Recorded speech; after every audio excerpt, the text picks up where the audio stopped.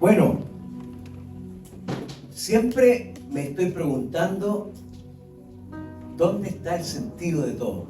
Porque uno hace muchas cosas. La gente hace muchas cosas. La gente piensa muchas cosas. Anhela. Se mueve de aquí para allá. Pero ¿dónde está el punto que le da sentido a todo? Y vamos a compartir un poquito de una característica que al final resume todo. Jorge V, un rey, con tu nombre, Jorge, rey de Inglaterra. Él tenía varios hijos. Era padre y uno de los hijos era un tímido y tartamudo. Esa era su característica. Uno de sus hijos, que también se llamaba Jorge. Y este rey, Jorge V, enfatizó, quizás en muchas oportunidades, en muchos momentos, él habló de los rasgos que convirtieron a uno de sus hijos en una persona con muchas dificultades. Él decía, este hijo está lleno de dificultades, sobre todo para comunicarse. Por lo tanto, no se me pasa ni por la mente la posibilidad de que este hijo vaya a ser mi sucesor. Por supuesto que a ningún rey se le ocurriría, pensando en el que lo va a reemplazar en el futuro, siempre va a pensar de todos los hijos cuál es el que está más preparado, ¿sí? Y entonces el rey se sentía como un cierto alivio cuando él pensaba, y no solo cuando pensaba, sino que también cuando lo comentaba, cuando él decía, gracias a Dios, que es Eduardo, mi primogénito, el que me va a reemplazar, y no Jorgito, el discapacitado. Seguramente eso lo comentó en algunas reuniones, en algunos almuerzos con amigos, y seguramente también lo comentó entre los familiares. Y seguramente el hijo Jorge lo escuchó el comentario de su padre muchas veces. Pero este rey nunca se imaginó que Eduardo, el favorito de él, el primogénito, a quien él le había echado el ojo para que fuera su sucesor, nunca se le pasó por la mente que apenas iba a durar un año en el trono y después iba a renunciar. Voluntariamente no aguantó más y dijo, esto no es para mí. ¿Cómo habrá quedado desilusionado el rey? Él se dio el privilegio, no estaba preparado, ni le interesaba esa responsabilidad. Algunos historiadores dicen que la culpa la tuvo la novia, pero la verdad es que fue pura excusa. Por otro lado, Jorge no era el candidato perfecto para el puesto, ese puesto que quedaba vacante. El temperamento y la limitación que él tenía no le daban la posibilidad. Quizás es uno de los peores defectos si alguien quiere ser líder. ¿Se imaginan a un líder tartamudo, tímido? Sin embargo, la historia dice que Jorge aprendió algo. Aprendió a pasar por encima de todas las debilidades que tenía. Como que en el camino se reconstruyó. Y como dicen algunos, voló sobre el pantano. Dejó que lo ayudaran. Hubo gente que lo ayudó, pero lo más importante es que él dejó que lo ayudaran. Y finalmente corrigió sus debilidades y pudo ser un rey. O sea, contra todas las apuestas, contra todos los pronósticos, él logró el éxito y logró el reconocimiento. Entonces quiero hablarles esta mañana, hermanos, de una humildad que es clave, característica clave en el reino de Dios.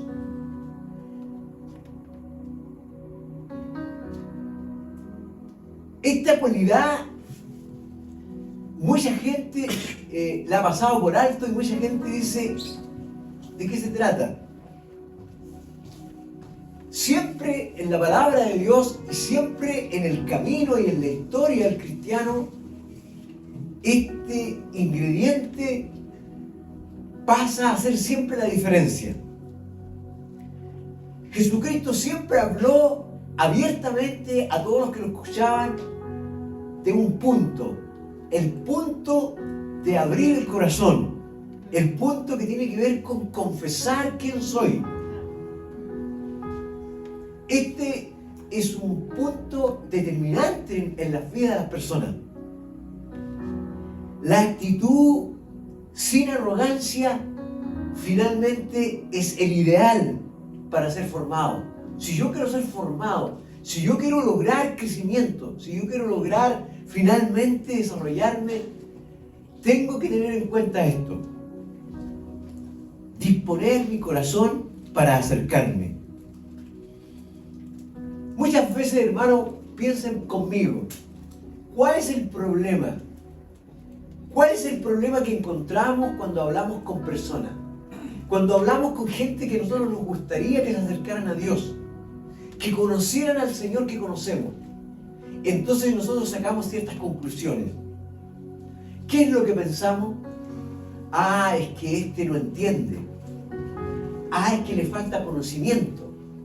Ah, es que le faltan argumentos. Entonces, denme por favor argumentos porque necesito hablar con un amigo que no le entra, que no le amanece, que no capta de qué se trata el reino de Dios, que no, como que es muy intelectual, muy racional.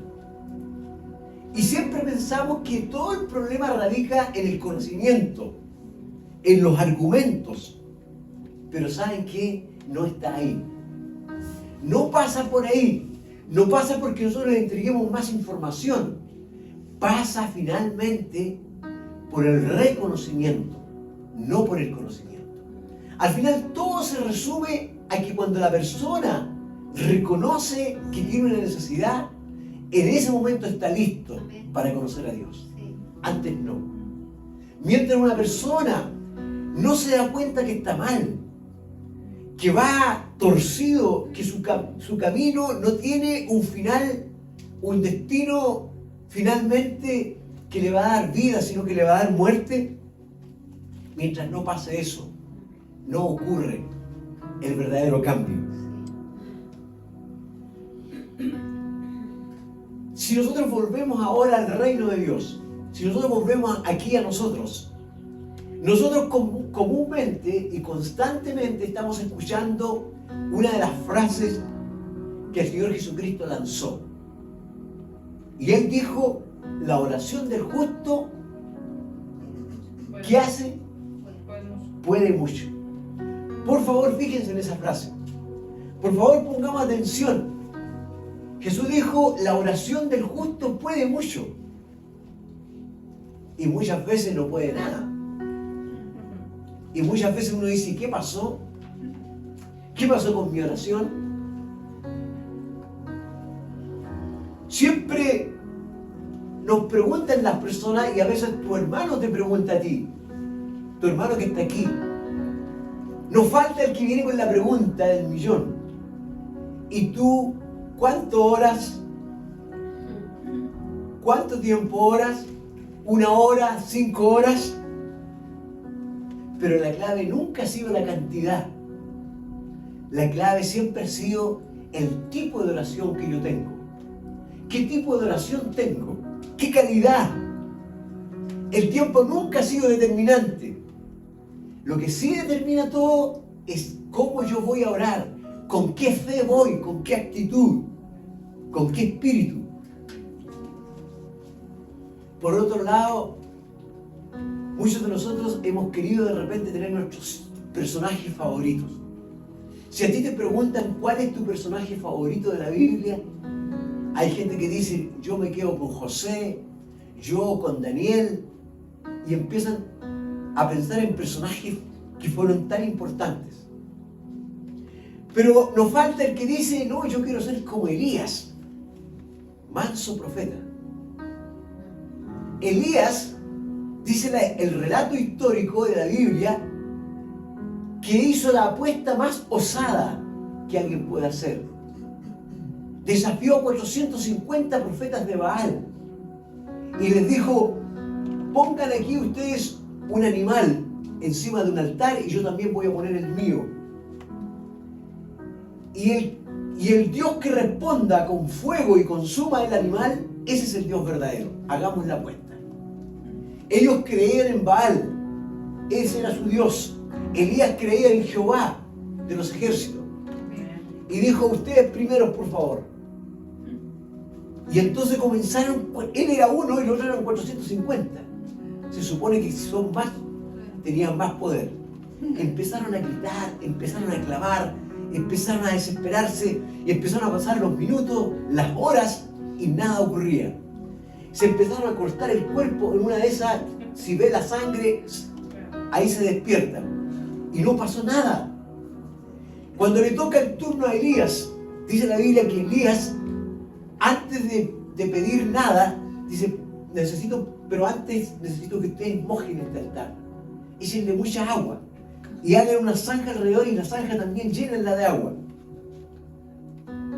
¿Qué pensarían los otros? Este tipo se está jodiendo solo. ¿Qué posibilidad?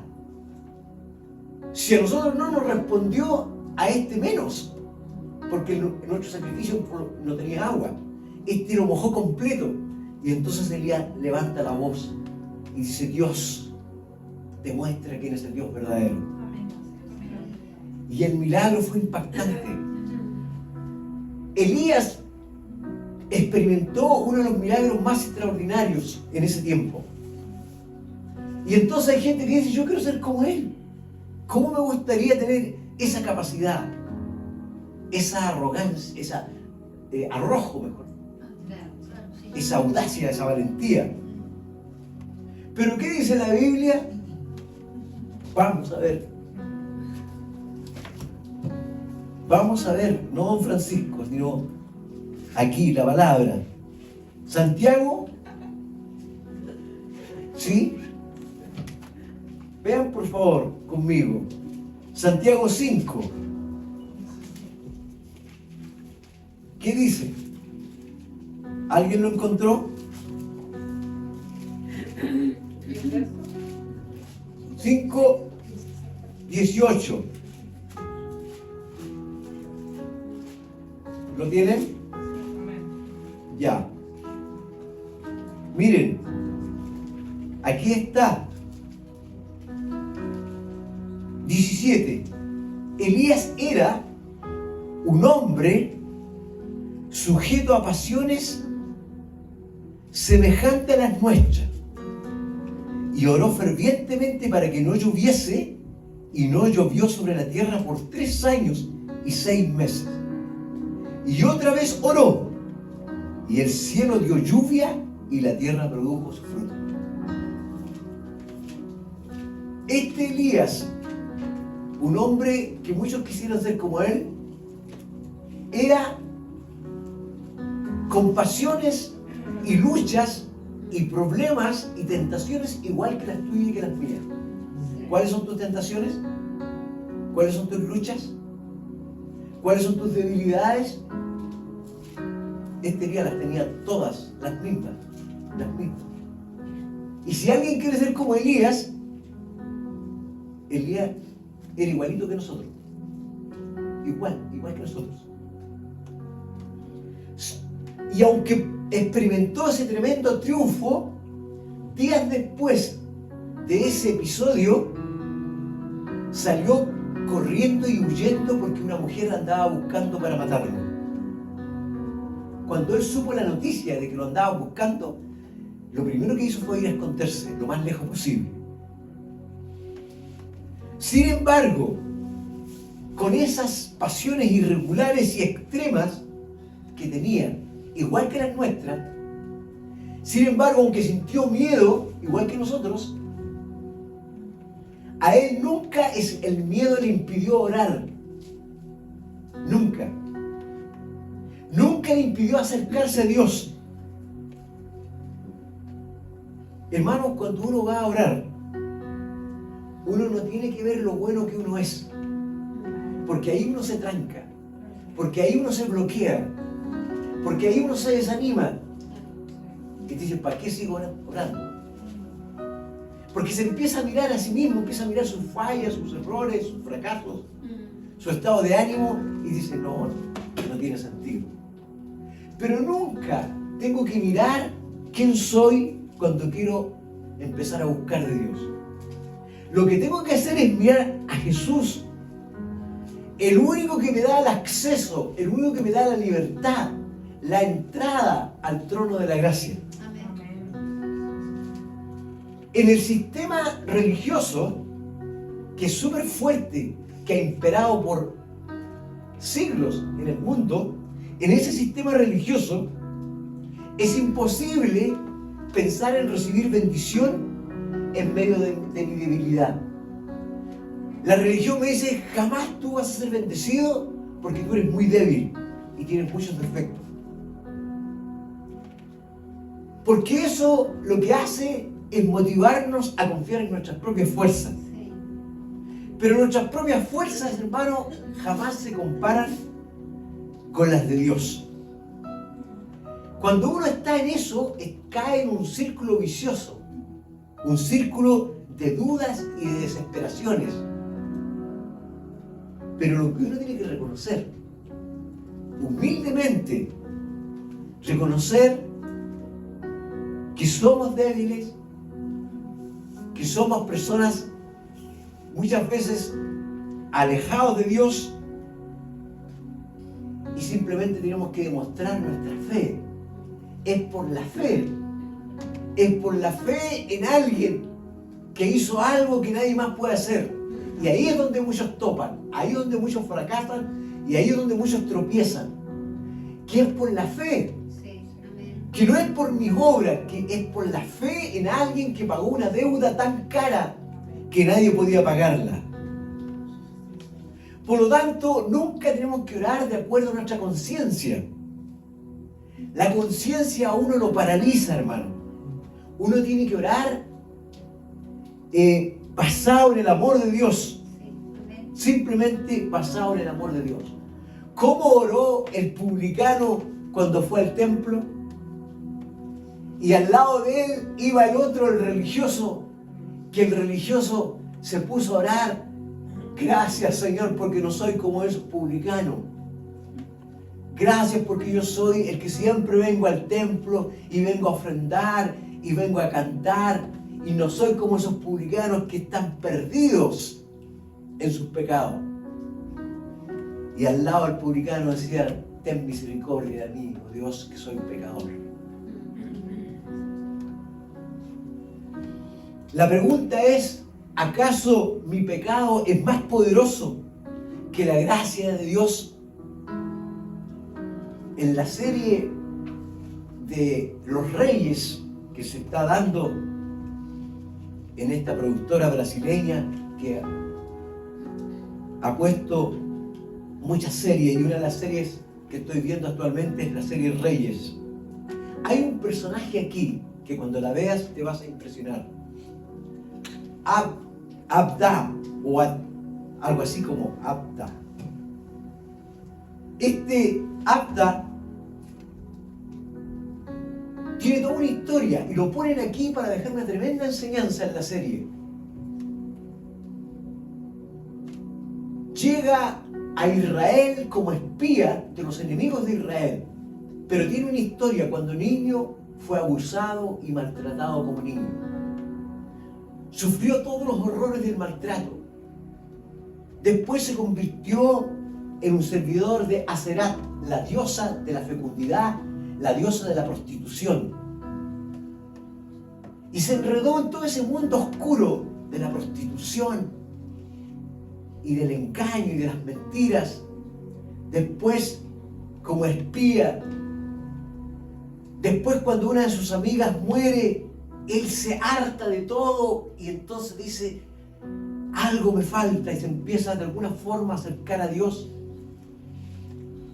al principio como a tientas solamente.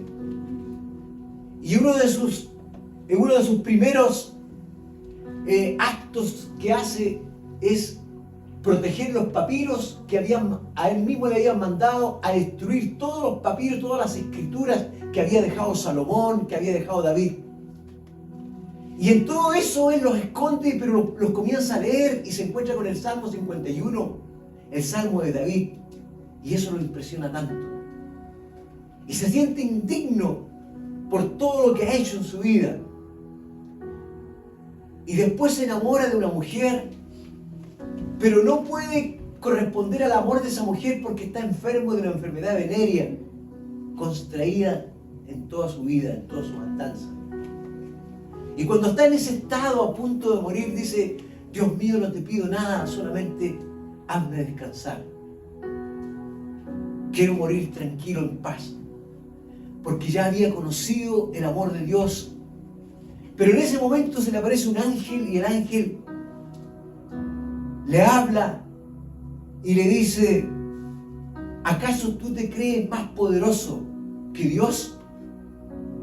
Y él dice: por supuesto que no, por supuesto que no. Entonces, ¿por qué si Dios te perdonó no te perdonas a ti mismo?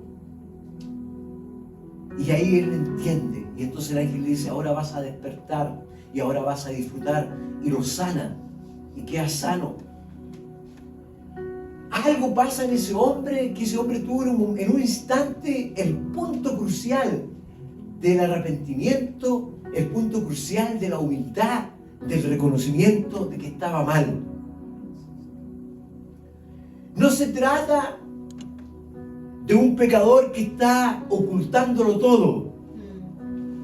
No se trata de alguien que no está arrepentido, que le da lo mismo y que quiere que Dios lo bendiga igual. No se trata del que practica el pecado cómodamente, sino que el que reconoce que es indigno, que está mal, que llega a ese punto. Ese es el punto. No es un problema de conocimiento, no es un problema intelectual, es un problema de que la gente no quiere reconocer que está mal. Ese es el punto de partida, que hay una necesidad en el alma, que como decía Pascal, hay un vacío que hay que reconocer. Hay un vacío que si yo intento llenarlo con otras cosas voy a fracasar. Y tengo que reconocer en algún momento que nadie más va a llenar ese vacío, que solo Dios. ¿Han jugado alguna vez al personaje? ¿Adivina el personaje? Seguramente que sí, más de alguna vez hemos adivinado al personaje. Entonces, ¿qué les parece que me digan ustedes ahora? ¿Quién es este personaje? Alocado, metedor de patas, impulsivo, cambiante. ¿Quién será? ¿Quién será el personaje bíblico más alocado, más impulsivo y cambiante? Fácil. ¿Tú lo tienes?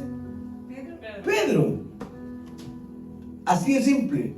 Pedro fue el discípulo que el Señor más tuvo que enseñarle sobre la humildad y sobre la obediencia, sobre la fe verdadera, porque siempre lo estuvo preparando para lo que iba a enfrentar después. Le pidió que se alejara de la orilla y después le pidió que se metiera mar adentro a navegar y a pescar. La respuesta de Pedro fue una respuesta basada en un sistema humano. Y entonces argumentó rápidamente: pero Señor, ¿por qué me pides esto? Si yo, que soy un pescador profesional y que sé de qué se trata este asunto y que hemos pescado toda la noche y ya estamos cansados, y tú ahora nos pides que vayamos a pescar, si lo hemos intentado todo, si he repartido mi currículum por todos lados y no ha pasado nada. Pero después se cambia de sistema y se va al sistema de Dios. Y entonces dice: bueno, si tú lo pides, lo voy a hacer. Y fue testigo de una pesca milagrosa. Lo que es importante, hermano, para recibir la bendición de Dios es el sistema de la obediencia, finalmente. Cuando uno finalmente cree, como Pedro, cuando cree así, cuando cree humildemente, cuando cree de esa forma, vamos a recibir incluso hasta para compartir. Pedro se llenaron tanto las barcas que tuvo que pedir ayuda. Sí. Se recibe para compartir. Y este es otro principio del reino de Dios. La pregunta es, ¿qué hiciste tú o qué hice yo la última vez que Dios me bendijo? ¿Compartí? ¿Bendije a otros? ¿Qué hice cuando Dios me perdonó? Cuando Dios me dio paz. ¿Me la guardé para mí solo? ¿O empecé a decirle a otro, mira lo que encontré?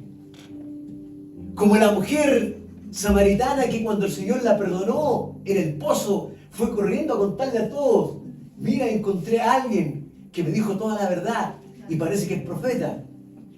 No se fue para casa y se encerró y dijo, ahora fui perdonada y el resto que se las arregle.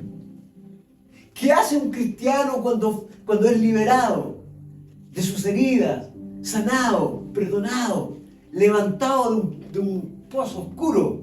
¿Qué hace? Le va a contar a otros. Eso es natural. Pero si yo no lo estoy haciendo, algo me está pasando adentro que no está bien. Algo no estoy entendiendo. Uno va. Porque cuando tú encuentras una buena oferta en Falabella, no te quedas callado.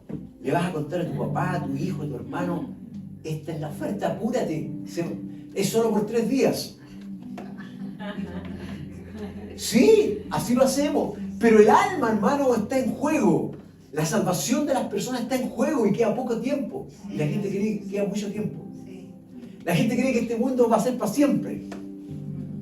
Y hay que correr a decirle, tú vas camino a un precipicio. No es lo que te han dicho.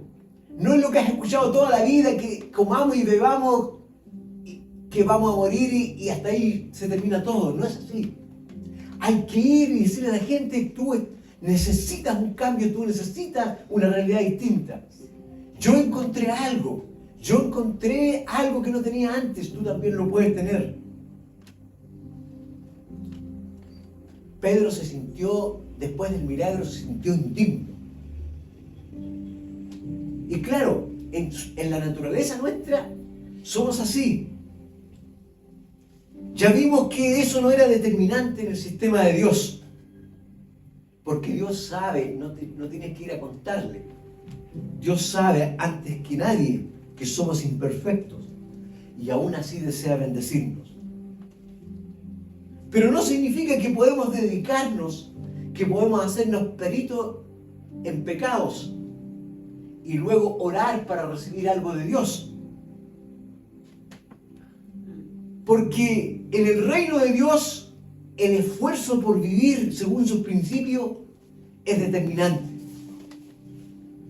Pero tampoco debemos alejarnos de Dios como siempre hacemos, como lo primero que se nos ocurre es alejarnos de Dios pensando que Él nos va a castigar porque somos débiles. La palabra de Dios dice que la ira de Dios está no sobre los débiles, sino sobre los arrogantes, sobre los rebeldes, sobre los orgullosos, sobre los que desprecian su amor, sobre los que desprecian su amor, sobre los que dicen, no, Jesucristo es muy simple. Eso de que murió en una cruz no es para mí. Yo necesito algo más sofisticado. Yo necesito algo más actual. Yo necesito la energía astral del universo. Yo necesito irme al Tíbet, al Himalaya a meditar. Yo necesito algo más intelectual. Jesucristo el carpintero. Eso es muy fácil para mí. Yo necesito algo más a mi altura. Es que yo estudié en la universidad, entonces yo necesito algo más elaborado.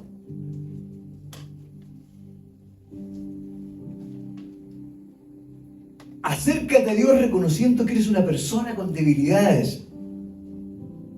Humildemente. Ahí está la diferencia.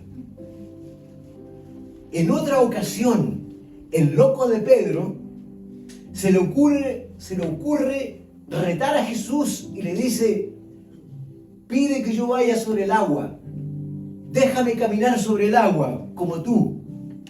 A ningún otro discípulo se le ocurrió esa idea, solamente a él. Y Jesús, ¿qué le dice? Simplemente: ok, come on, no hay problema. Pedro obedeció, y como cualquier persona, como cualquiera de nosotros, tuvo miedo. Y nuevamente volvió a hundirse, y el Señor tuvo que rescatarlo, porque sabía cómo era. Por supuesto que nunca ha sido fácil, y que nadie dijo que iba a ser fácil. No es fácil vivir en el sistema de Dios. El sistema de Dios es completamente diferente al que nos rodea. Es normal que experimentemos dudas, experimentemos todo tipo de temores. Pero lo que hay que decidir, hermano, hay que decidir estar firme en la humildad. Firme en eso. Si dudamos, nos debilitamos y la mente vuelve al sistema que no nos conviene. Si nosotros pudiéramos orar de la misma forma, con la misma insistencia, con la misma pasión, con que queremos conseguir un trabajo, por ejemplo,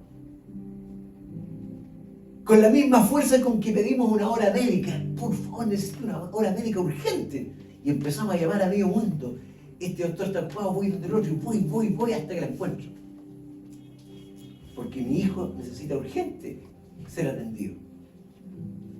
¿Así lo hacemos? Claro. Así lo hacemos todos. Pero si con esa misma fuerza y esa pasión buscáramos al Señor, mucha de nuestra ansiedad y afán se terminaría. Cuando uno aprende a depender de Dios, ahí está.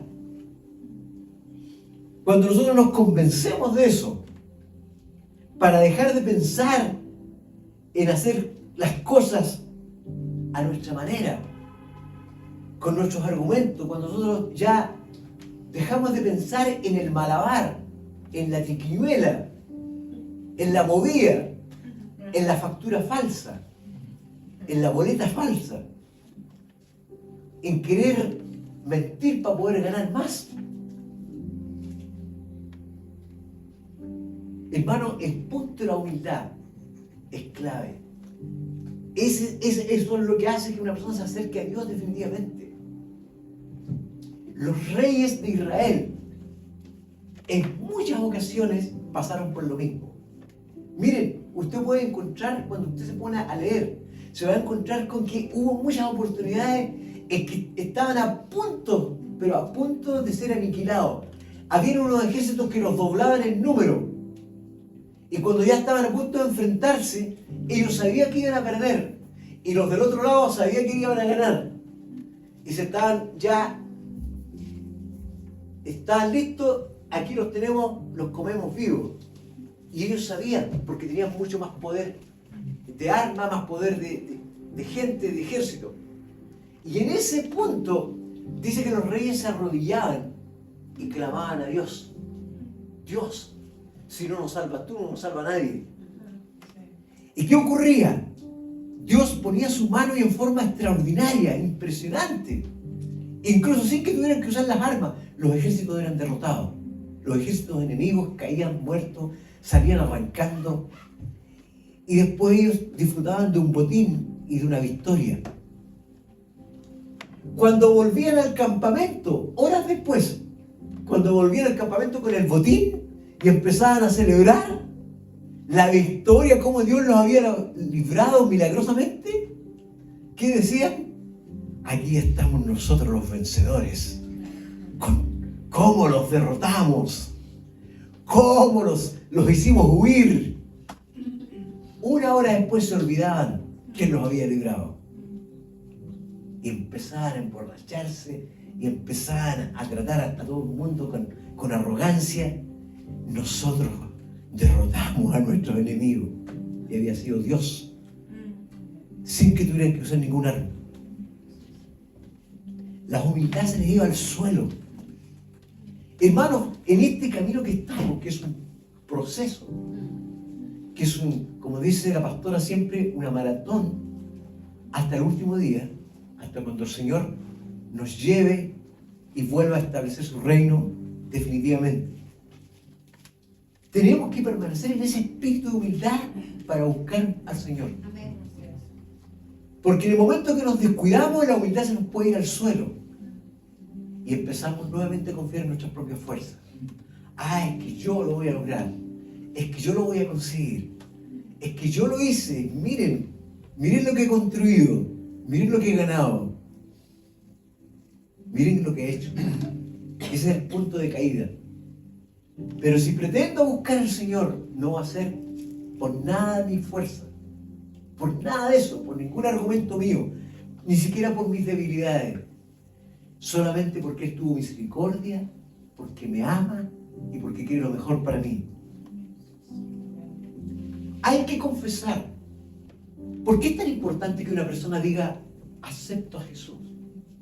¿Lo recibo en mi corazón? ¿Por qué es importante esas palabras? Jesús dijo, todo el que confiesa con su boca y cree en su corazón será salvo. Porque cuando uno abre la boca y empieza a reconocer, se está rindiendo. Está diciendo, entrego mi corazón. Está reconociendo que solo no puede. Y eso es lo que a Dios más le agrada. Puede ser la persona más increíble que ha pasado por las cosas más impresionantes. Y uno dice, esta persona no tiene remedio. Esta persona, yo nunca he hecho lo que él ha hecho. A mí nunca me han llevado a la cárcel. Yo nunca he robado. Yo le he dado lo mejor a mis hijos. Yo nunca he pasado por eso. Pero este tipo es un despreciado de la sociedad. Este tipo ha hecho las locuras más grandes. Dios no lo quiere ni ver. ¿Cómo se le ocurriría a este tipo querer que Dios lo bendiga? No tiene ninguna posibilidad. Pero Dios dice, mi gracia está aquí. Yo levanto a cualquiera. Para Dios todos están perdidos y todos son salvos. Solo tienen que tomar la oportunidad. Para Dios no corre el que yo diga, pero es que yo nunca he mentido. Yo nunca he robado. Yo nunca he engañado a nadie. Yo nunca le he faltado nada a mis hijos. Dios dice, ese currículum tuyo para mí es como trapo de inmundicia. Porque ante mí nadie se salva por sus propias obras. Ante mí nadie es merecedor de nada. Todos están destituidos de la gloria de Dios. Todos. Hasta el más educado, hasta el más ético. Todos están camino al infierno, todos. Si no es por mi hijo, si no es por su vida, por su sangre, por su sacrificio, están todos perdidos. Todos. Y nadie puede levantar un dedo y señalarme, dice Dios, que soy injusto. Todos. Nadie tiene justicia propia. Nadie se justifica a sí mismo. Nadie se salva por sí mismo. No hay otro nombre bajo el cielo dado a los hombres en que podamos ser salvos. No hay otro Señor, no hay otro Salvador. Hay uno solo. Hay un solo camino. Usted me dice, hermano, ¿te equivocaste de mensaje? Aquí todos los que estamos sentados ya conocimos al Señor. Por eso, para que no se le olvide. Para que nunca se te olvide quién te salvó. Para que nunca se te olvide dónde está la base del cristianismo. Dónde está la base de todo. Para que nadie te vaya a engañar. Y que en los últimos 100 metros de la carrera venga el enemigo y borre todo lo que has caminado. Y te haga pisar el palito y te engañe y te diga, hasta aquí nomás llegaste, ya no creas más. has creído mucho. No te vendieron el cuento. Estás perdiendo tu tiempo. Vuélvete. Usted me dice, ¿será así? ¿Podrá ser así? Quiero decirte que hay muchos que un día caminaron con el Señor 10 años, 15 años, 20 años, y un día se volvieron atrás y borraron esos 20 años como si nunca los hubieran vivido.